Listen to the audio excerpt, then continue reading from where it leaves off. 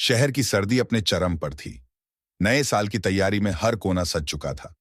सड़कों पर जगमगाती रोशनी, रेस्तरां से आती हंसी ठिठोली की आवाजें और कहीं दूर से बजता धीमा संगीत, सब कुछ जैसे यह कहने के लिए था कि बीते साल को विदाई देने और नए साल का स्वागत करने का समय आ गया है। लेकिन इन चमकती रोशनियों और भीड़ से दूर शहर के एक पुराने कैफे कैफे 365 में चार दोस्त बैठे थे। ये उनकी परंपरा थी, साल की आखिरी रात साथ बिताने की। लेकिन इस बार माहौल अलग था। उनकी हंसी में एक थकान थी, बातों में एक खालीपन और आंखों में एक अदृश्य बोझ। अंजलि, जो कभी अपने सपनों का पीछा करने के लिए जानी जाती थी, अब एक कामयाब वकील थी।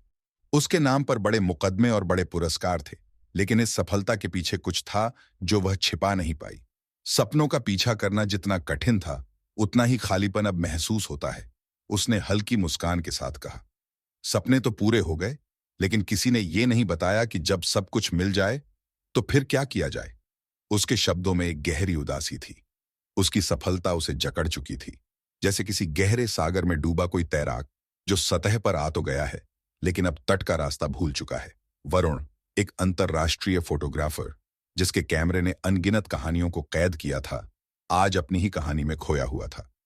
तस्वीरें खींचते वक्त हर लम्हे को मैं महसूस करता था, उसने कहा, लेकिन अब मुझे लगता है कि मैं लम्हों को कैद करने में इतना व्यस्त हो गया कि उन्हें जीना भूल गया।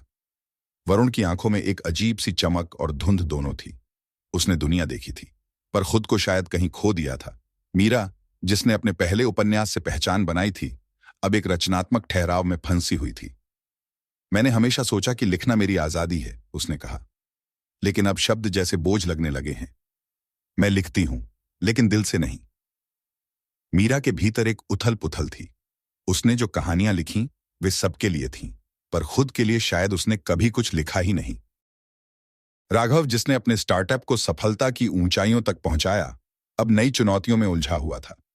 जिंदगी का मजा रास्ते में था, उसने कहा। अब हर कदम पर लगता है कि मंजिल से ज्यादा मायने जिम्मेदारियों का है। उसकी बातों में एक थकावट थी जो किसी ऐसे व्यक्ति की होती है जिसने हर रोज अपनी सीमाओं को तोड़ा, लेकिन अब वह सोचता है कि शायद कुछ सीमाएं जरूरी थीं। कैफे में एक सन्नाटा था। बाहर आतिशबाजी हो रही थी, लेकिन उनके भीतर एक शांत, ठहरा हुआ तूफान था। हर कोई अपने अपने रास्तों से गुजरा था, लेकिन अब उन्हें लगने लगा था कि शायद वे रास्ते सही नहीं थे, या वे खुद गलत मोड़ पर खड़े थे। तो इस नए साल का क्या प्लान है? मीरा ने आखिरकार पूछा। अंजलि ने हल्की हंसी के साथ कहा, शायद इस बार कोई प्लान न बनाना ही सबसे अच्छा है। वरुण ने उसकी बात पर सहमति जताई। शायद हमें बस रुककर देखना चाहिए। मंजिल का पीछा करते करते हमने रास्ते को अनदेखा कर दिया। राघव ने अपने कप को उठाया और गंभीरता से कहा, नए साल का जश्न मंजिलों के लिए नहीं, बल्कि उस रास्ते के लिए होना चाहिए जो हमें इंसान बनाए रखता है। चारों ने अपने अपने कप उठाए। किसी बड़े वादे की जरूरत नहीं थी। उनके दिल में बस एक कसम थी, इस बार वे अपनी छोटी छोटी खुशियों, अधूरी बातों और खुद से किए अनकहे वादों को पूरा करेंगे। रात के 12 बज चुके थे। कैफे के बाहर आतिशबाजी हो रही थी। लोगों के जश्न की आवाजें चारों तरफ गूंज रही थी। लेकिन कैफे 368 के भीतर यह चार दोस्तों के लिए महज एक और साल का अंत नहीं था। ये एक नई शुरुआत थी। शायद नया साल यही तो होता है, सिर्फ कैलेंडर का बदलना नहीं, बल्कि खुद के भीतर झांक कर देखना कि हमें क्या बदलना चाहिए।